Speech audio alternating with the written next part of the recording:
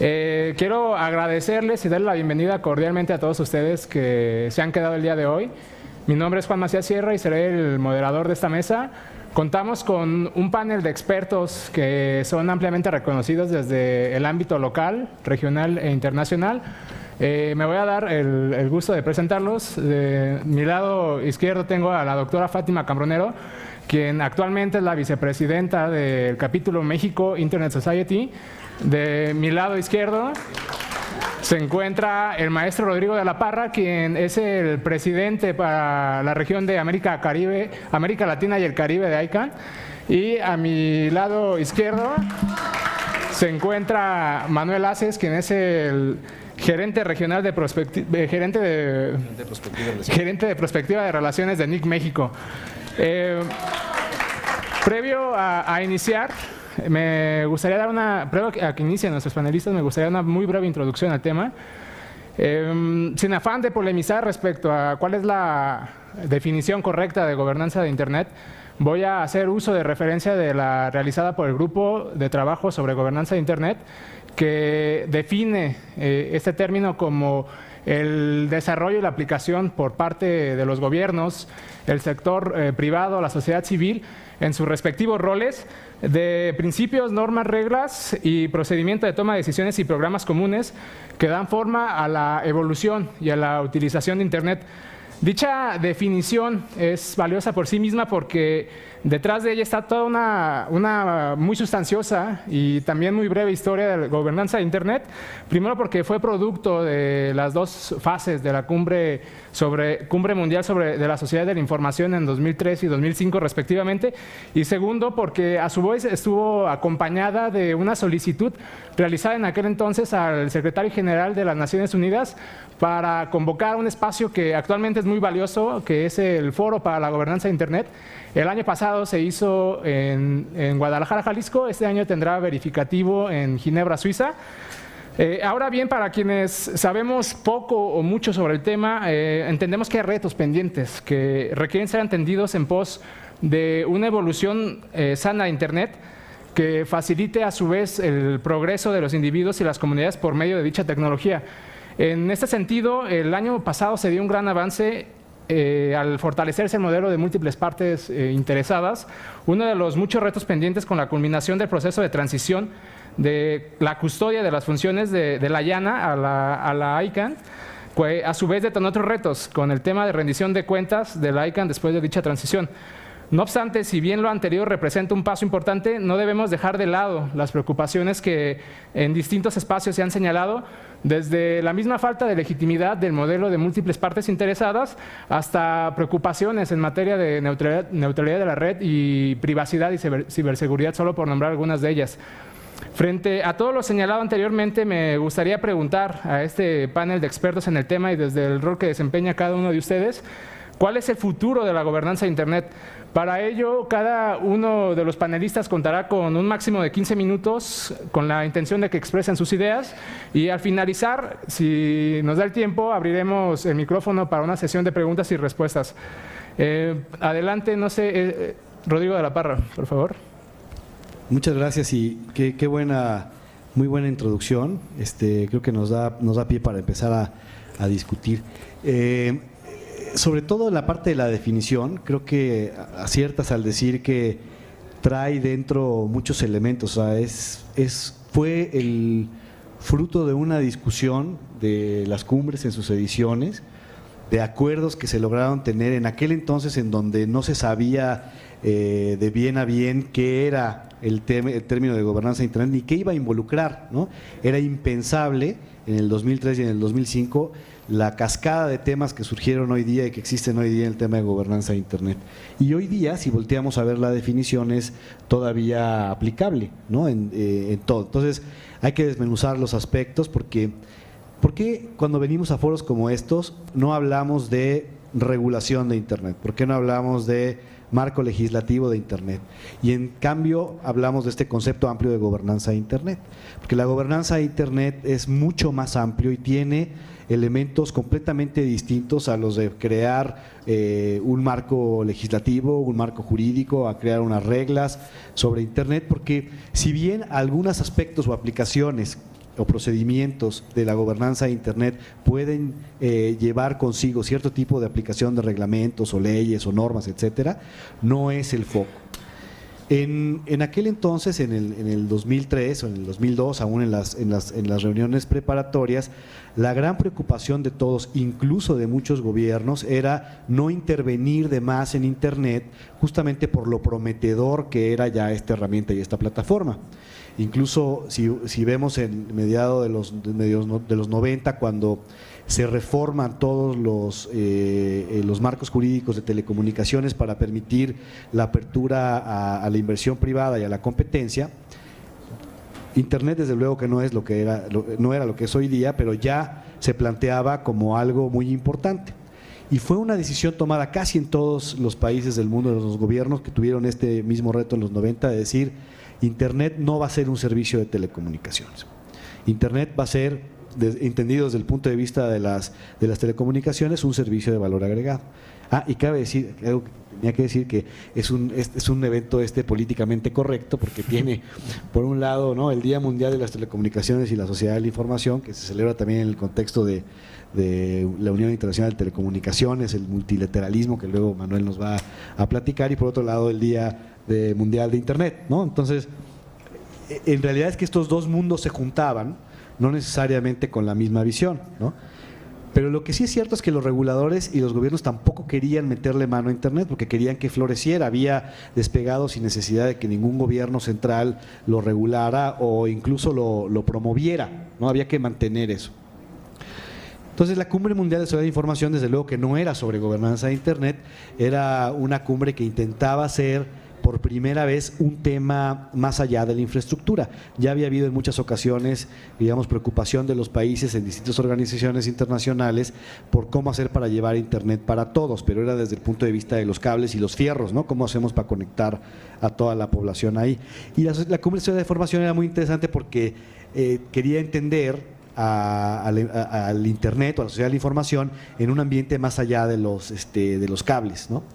Y entonces sí, confluyen otras iniciativas como la UNESCO en la parte de educación, en fin, no todos queriéndose colgar el muertito de decir, no, es que yo soy la autoridad de sociedad de la información en Naciones Unidas. Y la OIT decía, no, yo organicé este evento, es mío, porque yo soy la autoridad. Entonces, y a nivel nacional sucedía algo similar, ¿no? O sea, cuando en México queríamos formular la posición del país en la cumbre, pues la parte de la SCT y de la COFETEL que me tocó vivir, pues también decíamos, no, pues es que nosotros estamos viendo el tema, pero la gente de educación decía, no, nosotros participamos en un grupo dentro de la UNESCO también para ver el tema. Entonces, desde ahí fue cuando se empezaron a decir, tenemos retos por enfrente, primero para tratar de definir qué son los temas, cuáles son los temas, quién los tiene que ver y cómo deben de resolverse. La cumbre terminó muy bien. Las únicas dos cosas que fueron, digamos, conflictivas fue, por un lado, el tema del financiamiento. O sea, todo el mundo estaba de acuerdo, claro, hay que llevar Internet a todas las comunidades, no solamente desde el punto de vista de infraestructura, hay que educarlos, hay que enseñarle a la gente a que sepa aprovechar la información, que la pueda transformar en conocimiento, etcétera. Pero el primero es con qué dinero lo vamos a pagar, ¿no? Entonces, el tema del financiamiento detuvo un poco las negociaciones, y el otro era justamente vamos a definir qué es gobernanza de Internet. Y ahí no llegamos mucho más allá de esta definición, que es mucho, porque trae principios, pero no se llegó a definir con claridad. Dijeron, bueno, ¿saben qué? La gobernanza de Internet tiene que ser justamente esto que trae la definición, tiene principios que tiene que ser abierta, democrática y con la participación de todos los actores, lo cual le daba a las distintas posiciones, incluyendo al multilateralismo, una salida, porque también habla sobre el multilateralismo, lo cual no era algo negativo. Ser multilateral lo han hoy puesto en contraposición de multisectorial o multistakeholder, y no es en realidad así. Ser multilateral en aquel entonces era algo bueno, porque quería decir que no solamente un gobierno iba a estar a cargo de la gobernanza de Internet o del control de Internet. Alguien dijo, no, espérate, ¿no? En aquel entonces era el gobierno de Estados Unidos quien controlaba, según muchos, al ICANN, que también en aquel entonces era el tema. Ahora verán que es solo uno de los temas. Entonces fue una victoria también, que fuera multilateral la gobernanza de Internet era buena, pero los otros decían, y los otros era la sociedad civil, que era el sector privado, que tenían muy poca participación, muy pocos espacios de participación en el tema dentro de un contexto de Naciones Unidas. O sea, se jugó en la cancha intergubernamental estas definiciones. Fue la primera prueba de fuego de cómo las organizaciones de sociedad civil, académicas y privadas, podían incidir en estos temas, y salió este principio. Pero bueno, después de esto, hoy estamos aquí algunos años después, con mucha más claridad, pero también con mucho más dudas, y quizás, como es el nombre del panel, retos. Cuando platicábamos con Manuel y con Fátima sobre cómo íbamos a tratar el tema, como lluvia de ideas decíamos, bueno, a lo mejor hay varias cosas en las que hay dos aspectos, ¿no?, en los que podríamos enmarcar parte de las discusiones de cómo han evolucionado las cosas desde aquel entonces y poder proyectar hacia el futuro. Entonces, una primera aproximación podría ser, vamos a ver cómo han mejorado o cómo han evolucionado los mecanismos que se tienen para platicar sobre gobernanza de Internet. Desde luego, la evolución del WIGI, ¿no?, de este grupo que sacó la definición, luego a hoy día el IGF a nivel global, y también hoy día instancias regionales y locales de discusión de gobernanza interna. O sea, cómo están esos mecanismos para discutir sobre el tema y desde luego ver los temas cómo han cambiado, cómo han evolucionado, cuáles existen y cuáles existirán, que yo creo que esa parte es un poquito más complicada de predecir. Habrá algunos temas que sin duda continuarán durante muchos años, no se resolverán, otros que podrán cambiar, ¿no? Y unos nuevos que, bueno, ahorita mis compañeros van a ser futuristas y van a poder proyectar cuáles son esos temas. Pero solo para enfrentarlos al reto que tenemos, aquí está esta diapositiva muy clara, con letras muy grandes, que nos dice de forma muy sencilla cuáles son los retos de gobernanza. Y yo creo que no hay ninguna lámina que es lo suficientemente didáctica y fácil para mostrar los retos que hay. Pero para entender la gobernanza de Internet hay que entender el funcionamiento de la herramienta, el funcionamiento de la plataforma de Internet, y también cuáles son las personas y las organizaciones que participan dentro del ecosistema.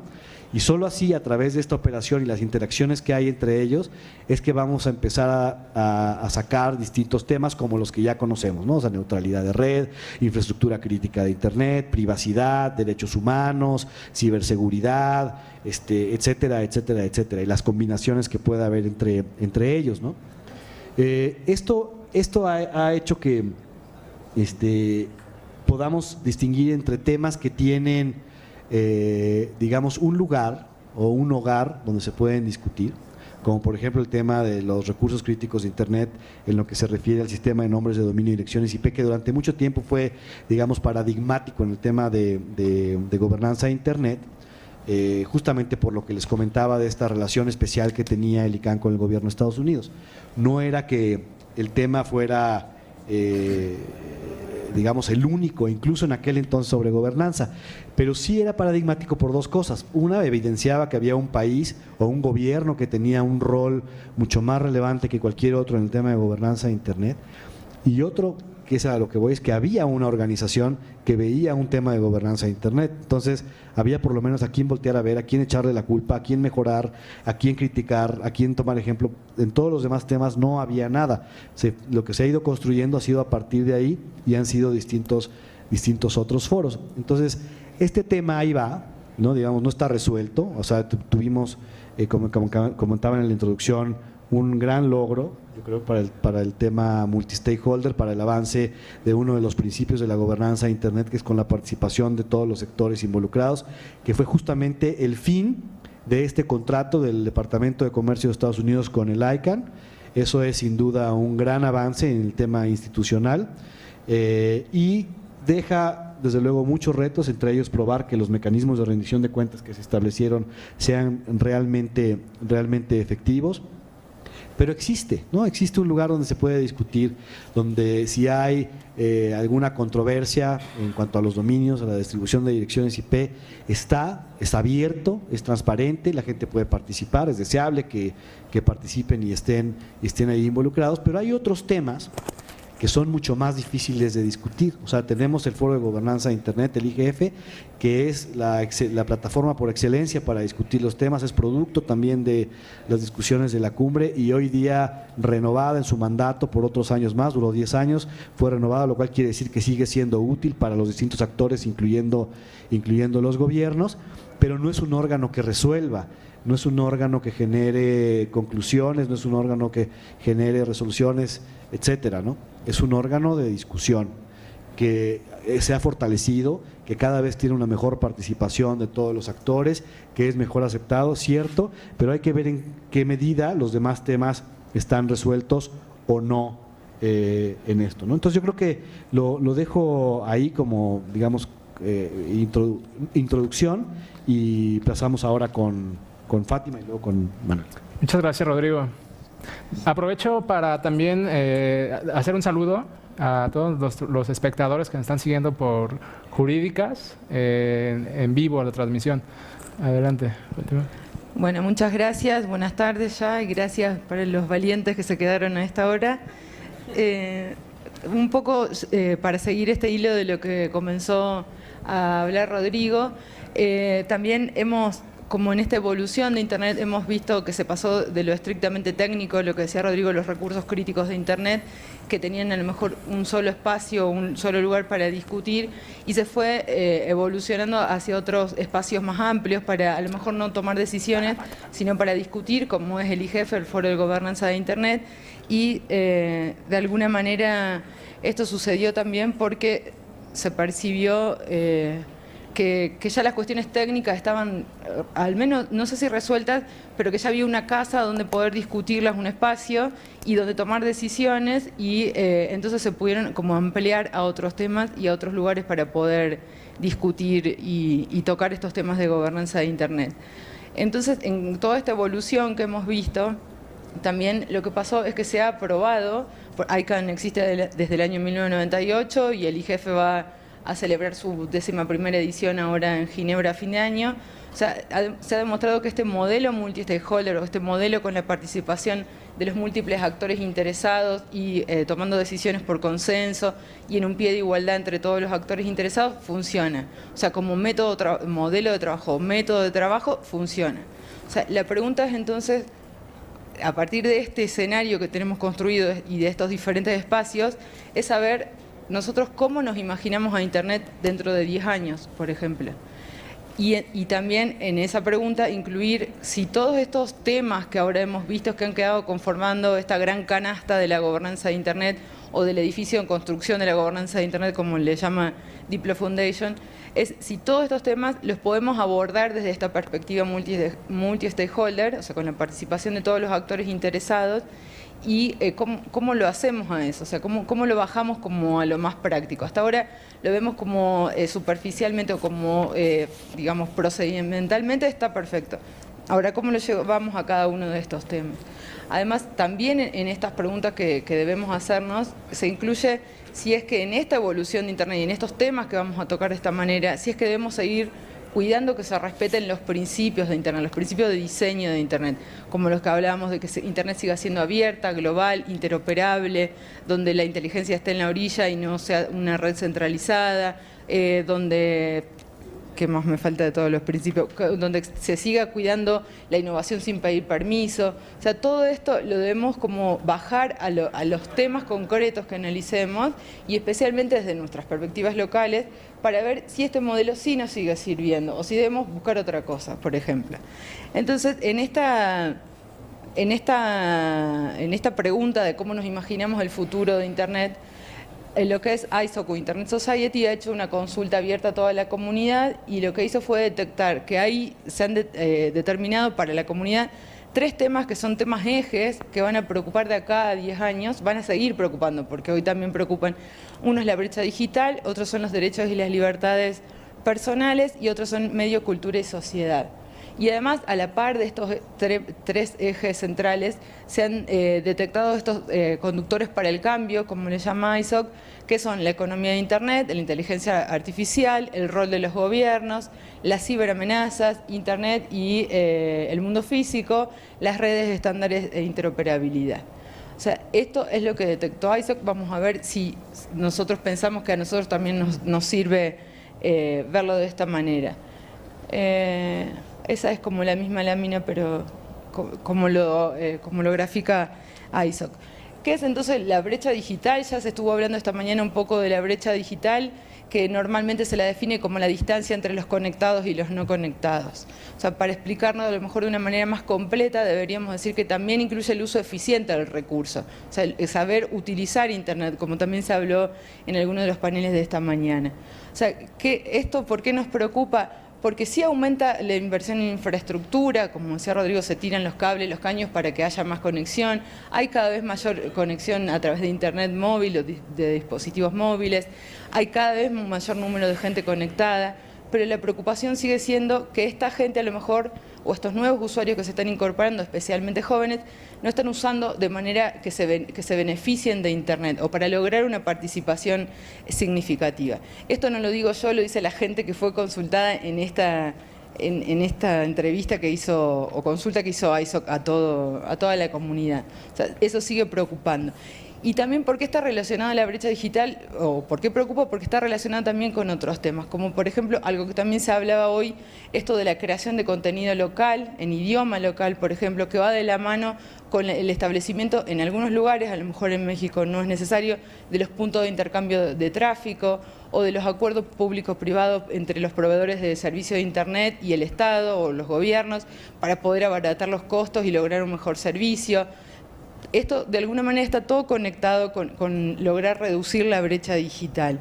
Y bueno, o sea, la gente dice que esto nos va a seguir preocupando de acá a unos años. Y otro de los temas son los derechos y las libertades fundamentales. También en esta consulta se dice que no hay una seguridad de que con la evolución de Internet se vayan a afectar estos derechos y libertades fundamentales. Y algunas personas en cambio dicen que sí, que a medida que va evolucionando Internet también se corre el riesgo que vayan evolucionando las herramientas, por ejemplo, de vigilancia por parte de los gobiernos y de las empresas privadas, y que esto sí podría afectar nuestros derechos. ¿O qué pasa cuando nosotros mismos como usuarios hemos entregado todos nuestros datos a Facebook, a Google, a cualquier empresa privada, y después queremos desaparecernos de Internet y no lo podemos hacer porque siguen estando nuestros datos ahí? O sea, sí se hablan en algunas propuestas acerca de lo que es la portabilidad de datos, sobre todo en Europa están hablando de este tema, acá todavía no lo tenemos implementado, el derecho al olvido todavía no está, no ha demostrado que haya funcionado ni técnica ni jurídicamente, al menos en este momento. Y esto también preocupa, ¿por qué? Porque como se hablaba en el panel de esta mañana de mujeres, esto hace que la gente se autocensure, y entonces uno mismo está afectando la libertad de expresión o la libertad de asociación. ¿Por qué? Porque les da miedo que sean vigilados por los gobiernos o monitoreados por las empresas privadas, o lo que van a decir que públicamente les pueda afectar. Entonces, sí sigue siendo una preocupación.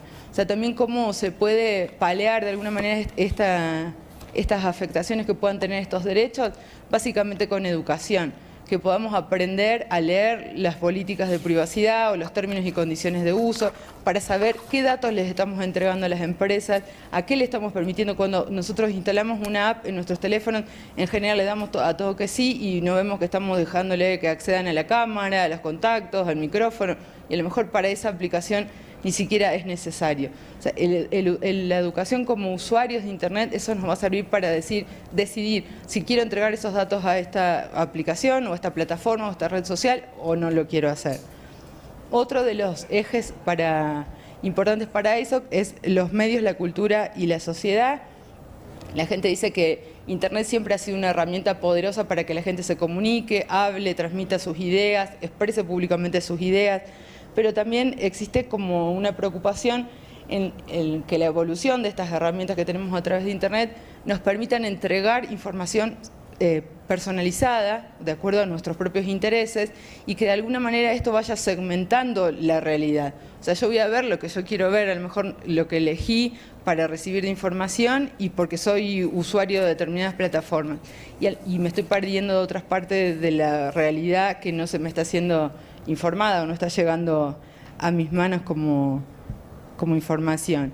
Esto lo que dicen algunas personas es que esto, en lugar de lograr acortar las diferencias sociales, al contrario, las incrementaría, las potenciaría y afectaría esta forma de acceder a la información. Y por otra parte, algunos dicen que esto de que van a sobrevivir los medios en línea que sean más poderosos o más importantes, y se va como de alguna manera a lograr monopolios de información, haciendo que sea más fácil de controlar por los gobiernos principalmente para dar un discurso que se quiera dar de manera oficial y no se puedan escuchar todas las voces, e incluso las voces más débiles o disidentes. También otra de las preocupaciones sobre este tema es que como la gente cada vez está más embobada con los teléfonos y solo nos comunicamos a través de los teléfonos y de los chats y no personalmente, que esto afecte a las relaciones humanas a largo plazo y que se termine como perdiendo las culturas tradicionales. También, nuevamente, una de las propuestas para como contrarrestar un poco esto es a través de la educación. También una de las cuestiones que se resaltaban aquí era la gran difusión de noticias falsas que hay en las redes sociales sobre todo. Esto también se logra con educación, sabiendo qué herramientas nos brindan o qué fuentes nos brindan información fidedigna y no es una noticia falsa, y cómo hacer para no contribuir a difundir esta noticia que sea falsa. Y además también ayudando a transmitir los valores que tenemos como sociedad cuando se comuniquen a través de estos medios o de estas nuevas tecnologías. En cuanto a los conductores de cambio que detectó AVISOC, uno es la economía digital, que ya o economía de Internet, que ya lo habrán escuchado, está muy de moda en este tiempo. Y lo que se dice en esta encuesta es que se espera que dentro de los 10 años los mercados cambien de manera muy importante, ¿verdad? Entonces la forma que habría que encontrar la forma de cómo poner reglas para estos nuevos mercados digitales sobre todo, que no necesariamente implica que sea una regulación o una legislación. O sea, es algo nuevo y vemos cómo se deberá regular. Y acá también se expresó la preocupación de que el gobierno quiera regular lo que son estas plataformas, sobre todo, por ejemplo, plataformas de intermediación que han aparecido, como Uber o Airbnb, que hace unos días vimos que había una noticia que querían aplicar impuestos a los usuarios, o no a los usuarios, a los caseros, claro, de Airbnb. O sea, todas estas cosas que por ser desconocidos para muchos legisladores no saben cómo regularlo y lo regulan como algo físico cuando es una tecnología y no un hotel, como por ejemplo en este caso. También otros temas que aparecen dentro de este gran tema son blockchain, lo que más conocido es el Bitcoin, como un activo digital, no está reconocido en ninguna legislación como una moneda de curso legal, al menos por ahora. También lo que son los smart contracts que están apareciendo.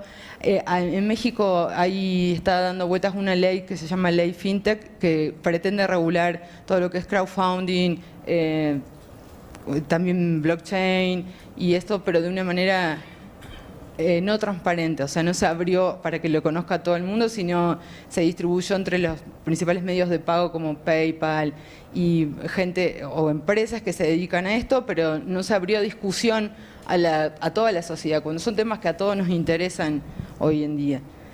Entonces acá también el desafío es lograr que se entienda que se tienen que regular conductas humanas y no regular a la tecnología, porque esto directamente atentaría contra este principio de Internet que hablábamos, que es la innovación, y principalmente la innovación sin pedir permiso. Otro de los conductores del cambio que detectaron es la inteligencia artificial, que sobre todo basada en lo que es Machine Learning y Big Data, o Big Data, como les guste más. También esto hace que muchas de los trabajos, de los empleos se automaticen y que entonces sean reemplazados los seres humanos por máquinas que hagan esta tarea. Lo que más preocupa en este caso es que las decisiones van a quedar en manos de las máquinas y no de las personas. Y me hace cara Salvador que no sé si están así. Ahí hay implicadas consideraciones técnicas, hay alguien que va a programar esa máquina para que tome esa decisión. Entonces, ¿cómo se traslada esa consideración ética que un ser humano toma cuando lo vaya a tomar una máquina?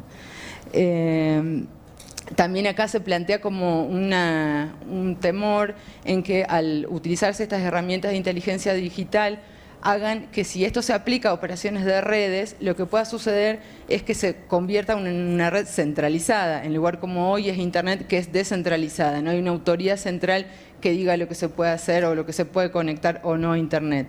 Entonces, esa es una de las preocupaciones. Otro de los ejes o de los temas es el rol de los gobiernos. También acá hay una preocupación en saber qué rol va a tomar el gobierno frente a todas estas nuevas tecnologías y qué rol va a tener de acá a 10 años en todo lo que tenga que ver con Internet. Algunas personas dicen que sería importante que el gobierno sí tenga un rol más activo en temas como la seguridad de los ciudadanos o, por ejemplo, en algunos otros temas que tengan que ver con la seguridad, principalmente a nivel nacional, no a nivel individual.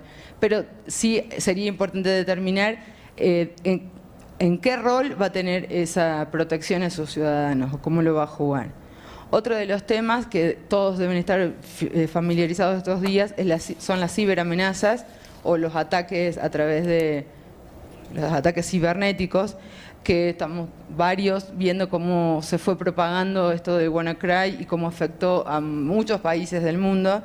Esto, lo que se detectó en esta encuesta o en esta consulta de la comunidad es que estos ataques van a seguir existiendo y probablemente aumenten a lo que está pasando el día de hoy. Acá es importante tener como en cuenta algo que pasa con lo que son los delitos informáticos o cometidos a través de Internet, por ejemplo, es que la misma naturaleza de Internet, que es abierta, global, interoperable, y esta innovación sin pedir permiso, hace que también esto sea usado por los ciberdelincuentes. O sea, también ellos ven que Internet es libre, abierta, interoperable, que pueden dirigir a determinados objetos, ataques masivos a través de la red y de manera con bajos costos. Entonces, esto mismo es, si por un lado estamos cuidando que estos principios no se afecten, ¿cómo hacemos para que tampoco lo usen quienes son los ciberdelincuentes? Eso es uno de los desafíos. También acá cobran relevancia lo que está sucediendo en muchos países. Acá en México hace un mes aproximadamente se inició esta discusión, lo que le llaman las estrategias nacionales de ciberseguridad. Eso cobra importancia en muchos países, eso a nivel local y a nivel internacional, lo que son los acuerdos de cooperación y de colaboración entre los diferentes, no solo gobiernos de los países, sino a través de los distintos actores que forman parte de cada uno de los países. Otro de los temas, y ya estoy terminando para que no me maten, es Internet y el mundo físico, que sobre todo la convergencia entre las dos cosas, se hablaba antes en uno de los paneles anteriores, en esto de que muchas de lo que tiene que ver con Internet de las cosas, los dispositivos que están conectados a Internet y que también se permite que se controlen a través de Internet. Si algo de esto falla, puede ocurrir que tenga afectaciones en el mundo real y en la salud o en la integridad de las personas físicas. Hace también poco tiempo pasó que se construyó una red de bots con lavadoras, refrigeradores a través de esto del Internet de las cosas, y con refrigeradores o lavadoras se hizo un ataque de denegación de servicios y bajaron varios servicios durante varias horas o días en algunos casos. Entonces, esto también, si vamos a tener conectadas estas cosas, también tenemos que saber cómo tenerlas conectadas, cómo protegerlas para que no le puedan utilizar los ciberdelincuentes en este caso. Y el último de los puntos que toma Internet Society como uno de los conductores de cambio son lo que le llaman las redes estándares e interoperabilidad. Como veníamos diciendo, Internet fue evolucionando debido a esta naturaleza abierta que tiene y a estos también estándares abiertos e interoperables y voluntarios sobre todo. Nosotros cuando tipeamos el www, o acá se dice www, ¿verdad? No le tenemos que pagar un fee a nadie por usar eso, porque quien lo creó lo donó para la humanidad, para que lo use para beneficiarse. Entonces, estos son los estándares gratuitos de los cuales todos nos beneficiamos y que ha permitido la evolución de Internet. Esto también es una preocupación de que en el futuro sigan siendo así y que no se vayan cerrando o de manera propietaria para poder usarlo por algunos pocos que puedan pagar a estos servicios.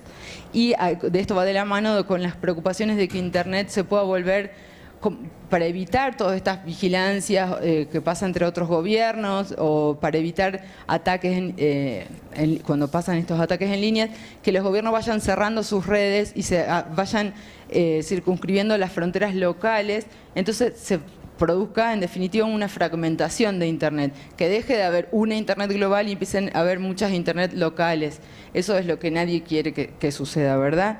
Entonces, en todo este tiempo hemos visto que Internet ha podido sobrevivir a todo lo que ha ido pasando, toda la evolución y las nuevas tecnologías que han existido. Entonces, la idea es poder apoyar para que esto siga sucediendo, para que siga evolucionando y que los podamos seguir disfrutando todos de una manera abierta, global e interoperable. Entonces, acá para cerrar, les dejo a ustedes a ver una pregunta, que se imaginen ustedes cómo va a ser Internet dentro de 10 años y sobre todo desde la perspectiva local, acá en nuestro país, cómo vemos qué va a pasar en Internet de acá a 10 años. Se las dejo de tarea. Muchas gracias, doctora Fátima. Pasamos con el maestro Manuel Aces. Bueno, ¿sí me escuchan bien? ¿Bien? ¿Sí se escucha? Perfecto. Bueno, mil gracias por la invitación. Y al ser el último del panel, pues obviamente me va a tocar como retomar un poco las ideas y tratar de complementar lo que ya mis colegas dijeron. Pues igual yo estructuré mis 15 minutos en base a 3 secciones, que es, la primera es, ¿dónde creo que estamos en temas de gobernanza Internet? Bueno, retomando un poco lo que comentaba Rodrigo, lo que explicaba sobre el proceso de WSIS o la Cumbre Mundial sobre la Sociedad de la Información, básicamente, efectivamente, la evolución de la gobernanza pasa de ser multilateral a multi-stakeholder. Yo creo que evidentemente no es una cuestión que se encuentre básicamente en conflicto, sino es una evolución como tal del término y de la apropiación del espacio como tal por los diferentes actores, tal cual. Después más o menos por ahí del 2012 al 2014, siempre había como un poco el conflicto de qué hacer y cómo regular la capa de telecomunicaciones versus el abordaje que se le puede dar a la gobernanza de Internet, a la capa de Internet como tal, tanto de manera estrecha, que pueden ser los nombres, números y protocolos de Internet, como de manera amplia, que son las consecuencias del uso de Internet como tal. Yo creo que en este momento, después de la llamada Paz de Busan, y que la Paz de Busan es precisamente la conferencia de plenipotenciarios en 2014 en Busan, Corea del Sur, que efectivamente se sintió una especie de ambiente de cooperación entre ambas capas, de cooperación y complementariedad, donde se reconoce que ambos espacios son eminentemente distintos en su tratamiento, pero complementarios y que uno no puede coexistir sin el otro, básicamente. Entonces, además de eso, con la transición de las funciones YANA, básicamente lo que está pasando es, tenemos un entorno de cooperación y tenemos un hito que yo digo que sería el segundo hito más relevante después de la creación de los protocolos de Internet por la IETF, en el cual la comunidad multi-stakeholder y de distintas partes interesadas se encuentra plenamente empoderada para crear y para autogobernarse, al menos en el tema de cómo se gobierna el sistema de nombres de dominio y las direcciones IP y los protocolos de servidores raíz.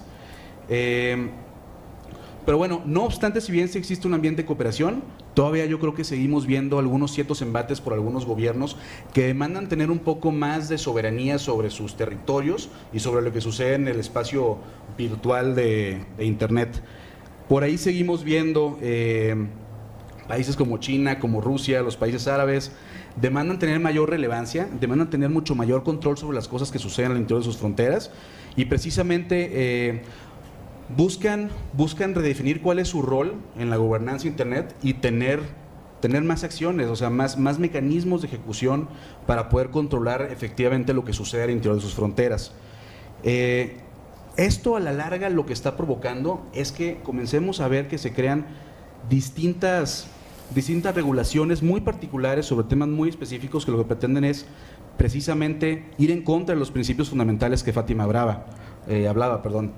Por ejemplo, estamos viendo de repente regulaciones en temas de ciberseguridad, estamos viendo regulaciones en temas de protocolos de Internet, vemos en otros países cómo se... a golpe de regulación se quieren implementar ciertos protocolos cuando la naturaleza abierta de los protocolos de Internet es que estos son voluntarios, son de adopción voluntaria. Como bien comentaba Fátima, simplemente para conectarse a Internet hace falta que implementes en tus redes el protocolo TCP/IP, y con eso simplemente ya estás dentro de Internet. Y bueno, como tal, los protocolos que crea la IETF son de adopción voluntaria como tal y no deben de reforzarse en este sentido a base de regulaciones. De repente vemos que muchos actores no están todavía involucrados en la dinámica de los principios de cómo se aborda la gobernanza, y a veces sentimos algunos, los que estamos en este ámbito, que parecería como que esos que no están involucrados pretenden a veces arreglarlo con otros actores que sí toman decisiones, y parece que pretenden arreglarlo únicamente entre ellos sin tomar en cuenta las otras partes involucradas. No sé, el viernes, por ejemplo, veíamos que la comisión, que en Europa están precisamente queriendo regular el Ethereum y todos los temas de blockchain, y pues parece que es simplemente un albazo legislativo donde unos ciertos sectores están pugnando y empujando porque hay regulaciones sin tomar en cuenta a otros sectores involucrados. Yo creo que eso es una consecuencia del no estar plenamente evangelizados de cómo debe ser abordado Internet. Creo que es una consecuencia de cómo los actores están acostumbrados a cómo se regulan otros sectores, simplemente con regulación de abajo hacia arriba, y no están acostumbrados a participar de manera abierta y colaborativa con otros actores y otros tomadores de decisiones, como sí sucede en Internet. Muchas veces estamos viendo que se pretende equilibrar el piso de sectores tradicionales. Estoy pensando en los taxis, por ejemplo. Se quiere equilibrar el piso con nuevas plataformas disruptivas que vienen a reconfigurar los modelos de negocio, y en lugar de pedir que se les quite regulación a ellos, están pidiendo que se regule específicamente a estas nuevas plataformas. Y lo mismo sucede, por ejemplo, con plataformas de economía colaborativa en temas de hoteles, más bien en temas de compartición de espacios en tus propias casas. Sucedió también con la música en los años 90, sucede con infinidad de cosas, con blockchain, por ejemplo. Lo que estamos viendo es que en la medida en la que estas tecnologías disruptivas llegan y mueven el panorama económico, se pide que se regulen, cuando en realidad se tiene que pedir que el piso parejo se equilibre, pero hacia abajo, no hacia arriba, ¿no? Tal cual. ¿Hacia dónde vamos? Que sería como la segunda parte de mi intervención. Por un lado, podemos ver que estos modelos multi-stakeholders se podrían permear hacia otros sectores de recursos de la humanidad. Como bien mencionaba Rodrigo, esto es un experimento que ha permeado en otras áreas. Se regula, se gobierna más bien por partes interesadas, por distintas partes interesadas y por la comunidad, cómo se administran unos simples protocolos y cómo se resuelven los retos de la aplicación de esos protocolos. Pero esto mismo lo podemos ver en un futuro, de igual manera implementado en temas como gobernanza del espacio, gobernanza del espacio exterior, por ejemplo, gobernanza del espacio marino, gobernanza, no sé, de los recursos naturales. Estos modelos lo que hacen es que no únicamente le dejan las decisiones a unos cuantos, sino que están buscando que sean lo más democrático y horizontales posibles, y precisamente buscan involucrar a todas las partes interesadas, es decir, todos aquellos que tengan algo que decir. Sin embargo, por otro lado, podemos ver que si nos vamos por el sentido contrario y no comenzamos a respetar esos principios fundamentales de Internet, vamos a acabar con un Internet que está completamente, se podría decir, como burbujas locales de cosas que se parecen a Internet, y no un Internet que está efectivamente interconectado y globalizado como uno solo. Me gusta mucho siempre el lema de ICANN, que es un solo mundo, un solo Internet. Eso te habla de que los protocolos son completamente universales y que para que haya completa interoperabilidad y la completa existencia del Internet como lo conocemos y como queremos que se mantenga, tiene que seguir siendo el piso parejo, pero a nivel gobernanza de Internet y a nivel principios fundamentales de Internet. Es decir, hay que evitar en la medida de lo posible que se regule particularmente aspectos que rompan con la interoperabilidad, que rompan con la intermediación, más bien que pongan intermediación y que rompan con esta interoperabilidad, y precisamente que mantengan a Internet como un espacio único y consolidado lógicamente, si no queremos acabar con cosas que no sean interoperables y con cosas similares a lo que sucede en países de otras latitudes, ¿no? Tal cual. ¿Hacia dónde vamos también? Bueno, yo creo que el rol que tenemos que cumplir aquellos organismos que estamos en la comunidad técnica tiene que ser de habilitadores. Pienso de repente en cuál es el rol que el capítulo de ISOC México, que ICANN o que NIC México deben de de tomar como parte de la comunidad técnica es: tenemos que seguir evangelizando y tenemos que seguir reforzando cuáles son esos principios fundamentales de Internet y hacia dónde tenemos que irlos protegiendo para que no se desvirtúen. Es decir, tratar de mantener los invariantes de Internet como esos aspectos fundamentales que permiten que el Internet siga siendo el mejor Internet posible, que es aquel que es neutral, que es interoperable, que es accesible por todos, que no tiene puntos de intermediación, que no privilegia a unos actores por encima de otros, que no privilegia también algunas tecnologías por encima de otros y que finalmente es totalmente lo más democrático posible. Si algo deberíamos de seguir reforzando en este sentido es impulsar que las personas se involucren en esta toma de decisiones e impulsar que las decisiones de lo que construimos para el Internet del futuro sean lo más democráticamente posibles tomadas en cuenta y que prácticamente todo aquel que quiera construir Internet se pueda involucrar. Si no hacemos eso ahorita, en 10, 15 años no nos preguntemos por qué tenemos una economía que no crece, por qué tenemos de repente un ecosistema mexicano de Internet que tiene barreras de entrada y que precisamente no está impulsando la innovación sin permiso como el protocolo TCP/IP y el Internet como tal lo han venido impulsando desde siempre. Cada cuestión que se regula y cada cuestión que se pone localmente rompe con la idea de un Internet global y finalmente funciona como una barrera de entrada que podría limitar que Internet siga siendo ese espacio de innovación. Ojo, no estoy diciendo que no haya aspectos que se haya que regular en cierto sentido, pero la regulación tiene que ir a permitir la mayor innovación sin pedir permiso posible y tiene que limitar esos aspectos que rompen que fragmentan Internet y que construyen burbujas locales. Eso sería mi intervención, básicamente. Muchas gracias, Manuel. Tenemos 10 minutos. ¿Alguien quisiera formular una pregunta para los expositores?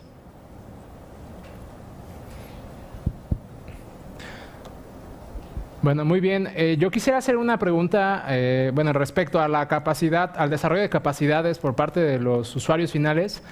Mi lectura es que gran parte de esos desafíos pueden ser superados si nosotros como usuarios finales tenemos esas capacidades para afrontar dichos retos. Recientemente he estado dando seguimiento a las iniciativas nacionales y regionales en el ámbito de gobernanza de Internet y llama la atención el tema de jóvenes. Yo quisiera hacer la pregunta en específico: ¿se debe involucrar a los jóvenes en la gobernanza de Internet? Incluso me atrevería a ir más atrás, ¿no? ¿Se debe involucrar a los niños en temas de gobernanza de Internet?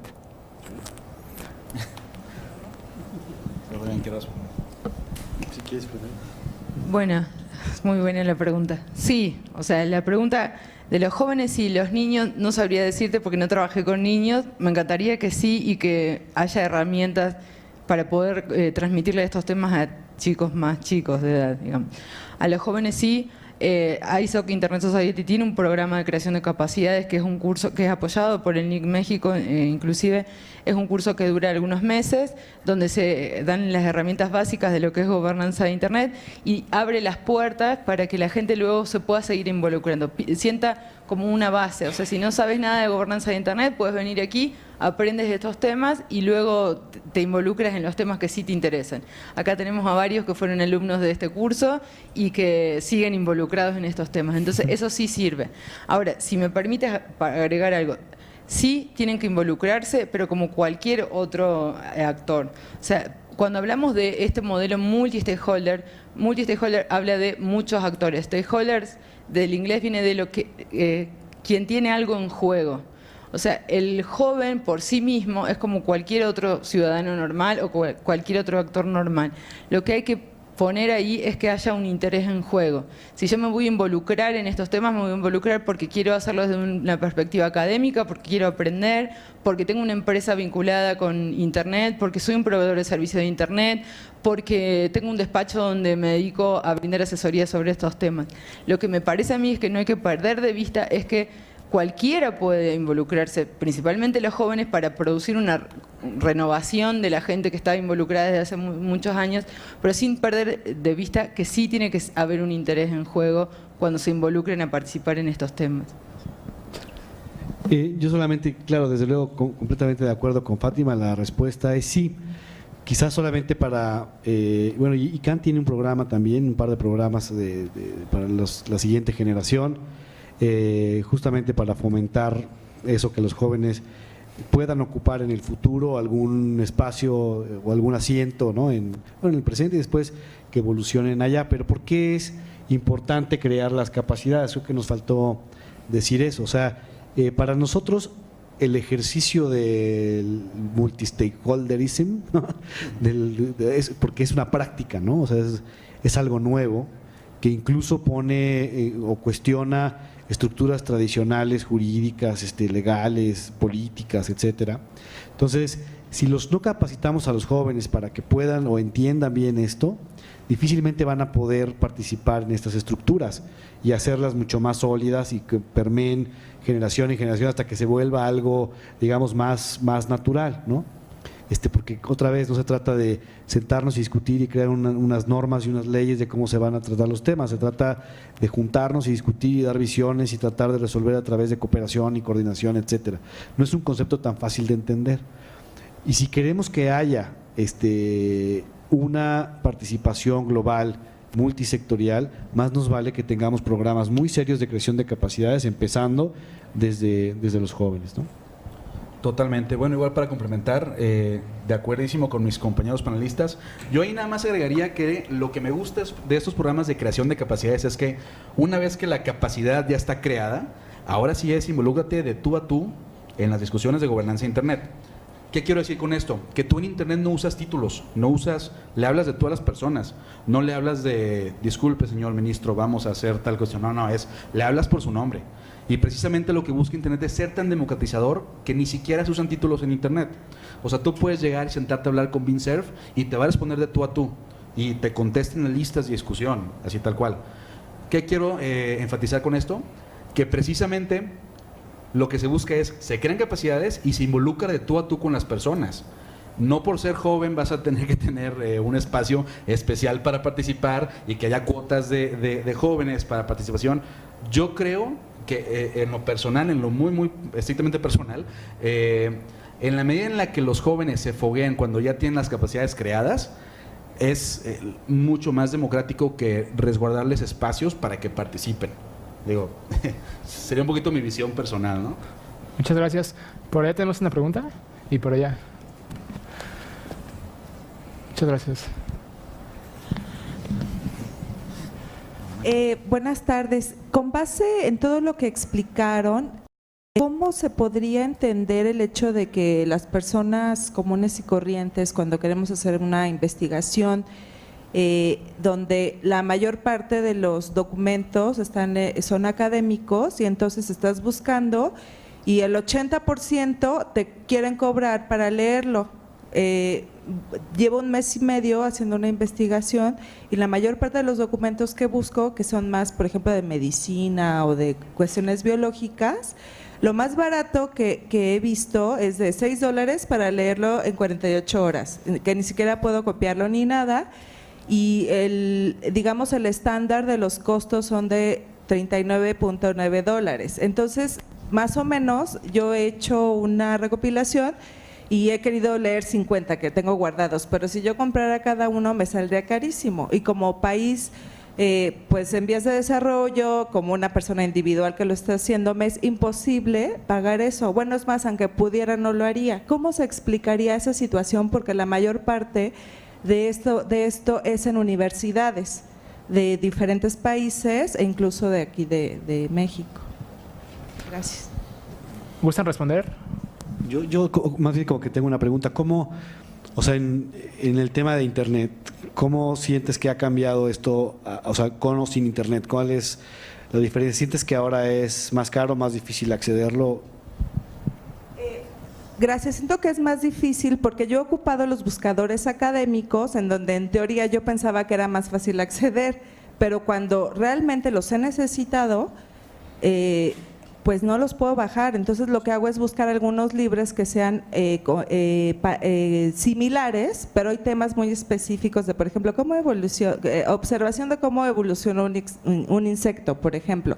Aquí en la UNAM no hay mucho de ese material, por ejemplo, y entonces sí, incluso me ha estresado mucho eso, porque tengo que estar buscando mucho para poder encontrar algo alternativo. Ahora, con base en lo que usted me pregunta, para mí es muy bueno que pueda acceder a algunos. ¿Por qué? Porque no tengo que ir a otro país, porque no me cuesta. Pero el asunto, mi pregunta sería, ¿cómo se explicaría esta situación con base en lo que están diciendo? Yo lo interpreto como una situación incluso discriminatoria para nuestros países, porque se me hace muy caro poder acceder a estos documentos. Se me hace un exceso. A lo mejor si nos cobraran menos o incluso en pesos sería un poco más fácil, ¿no? Pero bueno, eso es, creo que es bueno, pero a la vez no es muy bueno. Yo te voy a contestar algo que no te va a resolver tu problema, pero es para contarte esto que venimos diciendo. Esto acá justamente que tú estás planteando es un nuevo modelo de negocio que lo permitió la innovación sin pedir permiso. O sea, lo que es esto tan bueno para Internet hace que se generen a lo mejor estas cosas que no permiten el acceso a lo que tú estás buscando. A lo mejor con la universidad puedes ver si tienen acuerdos que te permitan acceder o algo por el estilo. Pero digo, aquí vemos lo que decíamos antes, estos mismos principios de Internet favorecen a algunos y a lo mejor perjudican a otros. Pero sigo sosteniendo que no hay que afectar esto que es fundamental o de diseño de Internet, aunque lamento que no te pueda ayudar con ese tema en concreto. La pregunta sería, ¿eso es éticamente correcto? Pues o sea, yo creo que siempre ha existido un costo para acceder material de investigación.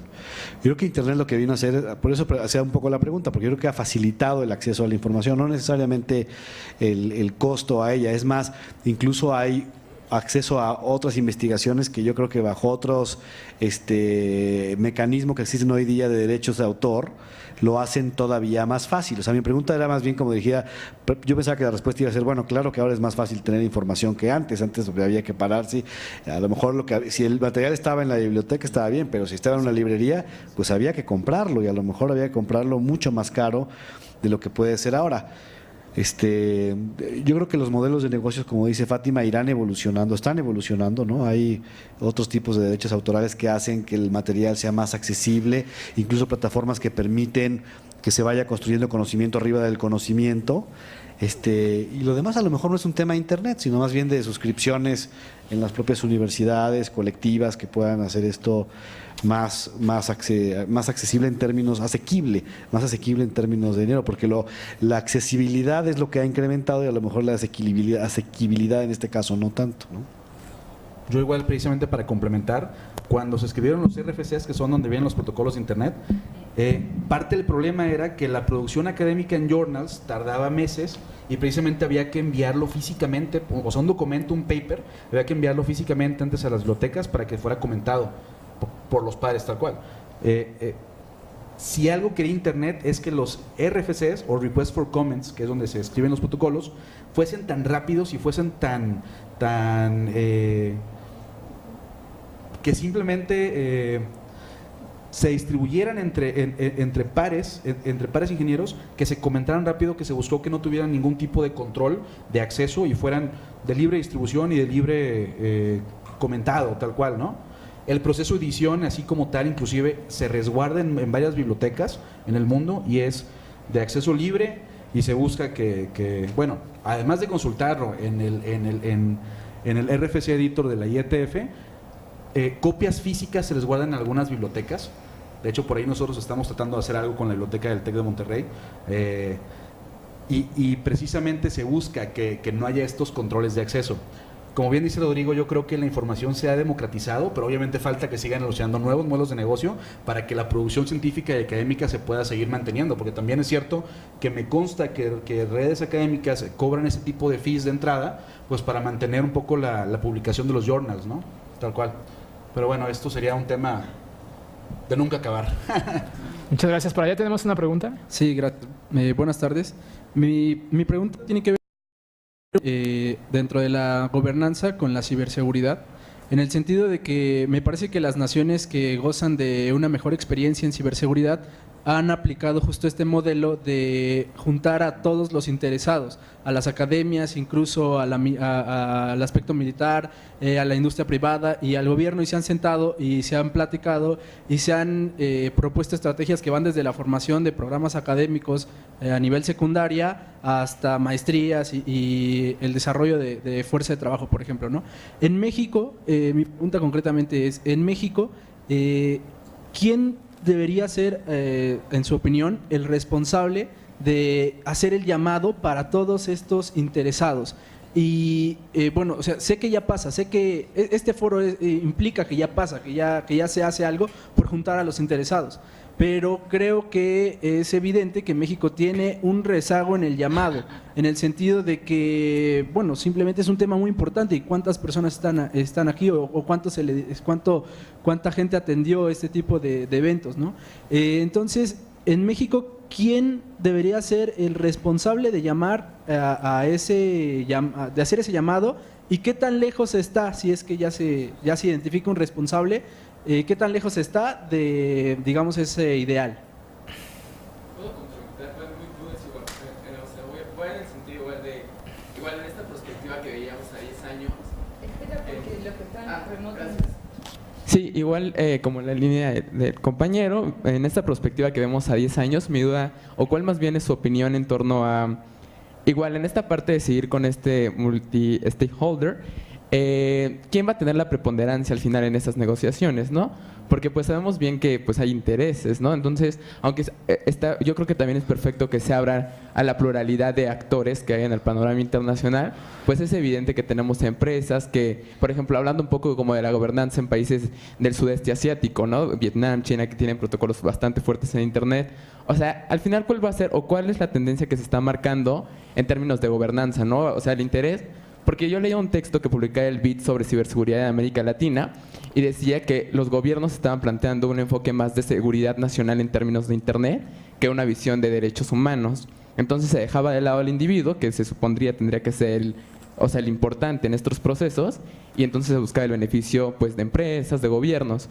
Entonces, pues, bueno, ustedes que están en estos impuestos tan importantes, ¿cuál sería la perspectiva desde su ámbito, no? Bueno, en el sentido también, ¿no? Como, claro que sí, o sea, la perspectiva hacia dónde vamos, ¿no? Y creo que va igual complementando un poco lo de en la parte nacional. Gracias. Mira, justamente creo que esa es una de las partes centrales para analizar el futuro de la gobernanza. O sea, temas que sí ciberseguridad, pero el enfoque es ¿no? O sea, ¿quién convoca, quién invita? ¿Es nacional, es regional? Los gobiernos serán preponderantes, será la iniciativa privada. O sea, yo creo que depende muchísimo del tema. Qué bueno que lo estamos viendo con el tema de ciberseguridad, donde existe un equilibrio justamente en la participación de los gobiernos por la parte de velar por el interés público y en su momento meter a los criminales a la cárcel, que ningún otro actor podría hacerlo, ¿no? Por ejemplo. Pero no es fácil, ni tampoco todos los temas de Internet no necesitan en realidad la participación de todos, necesitan la participación de todos los stakeholders, como decía Fátima, o sea, estos actores que mantienen un interés muy específico en el tema, ¿no?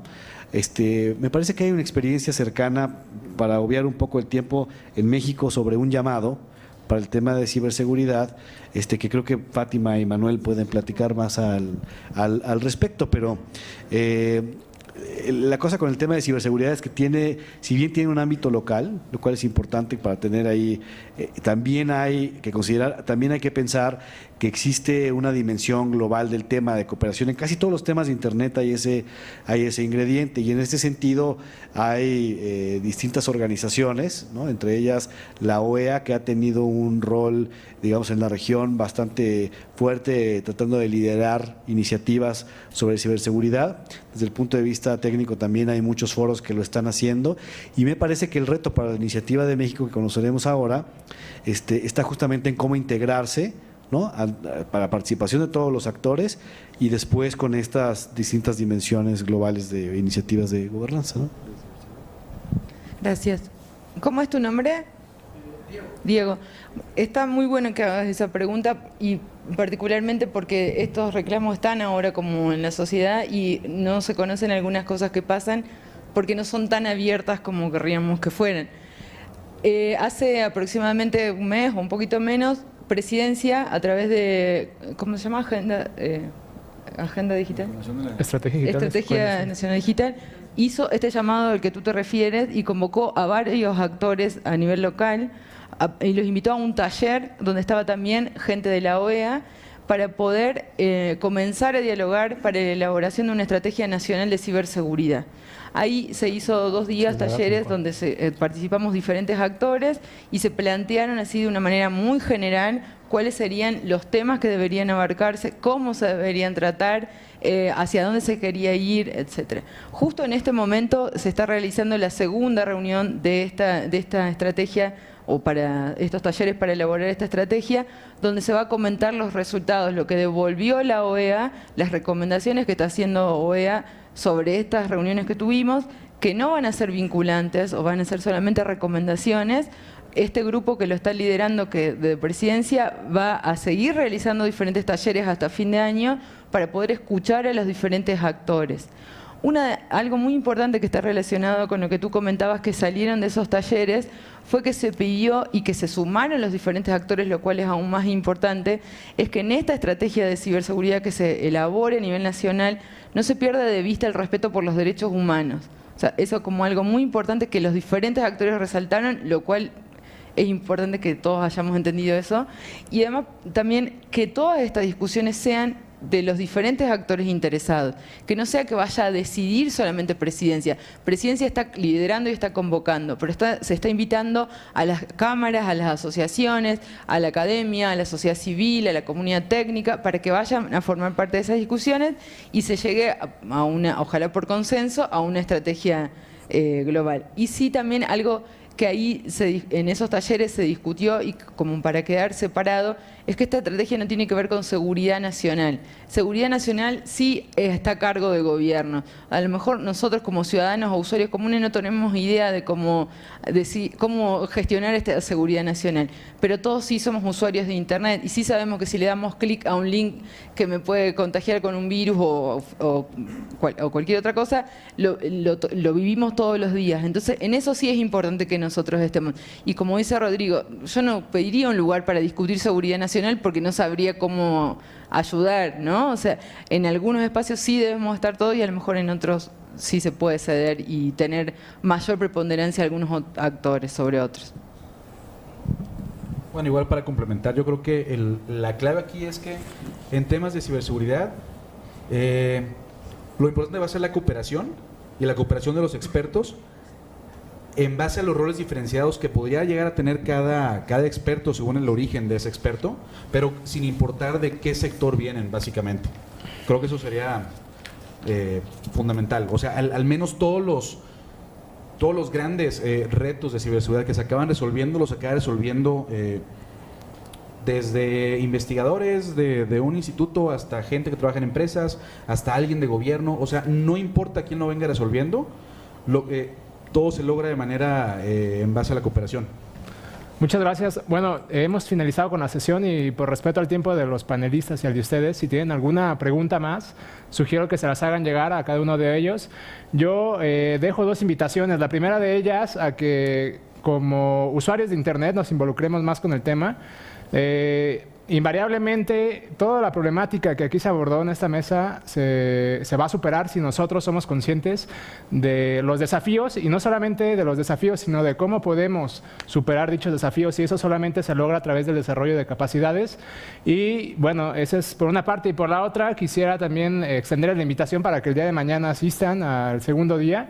Iniciamos desde las 10 de la mañana y pues muchísimas gracias a la doctora Fátima, maestro Rodrigo, maestro Manuel Aces. Les pido un fuerte aplauso para ellos y les entrego su reconocimiento. Muchas gracias.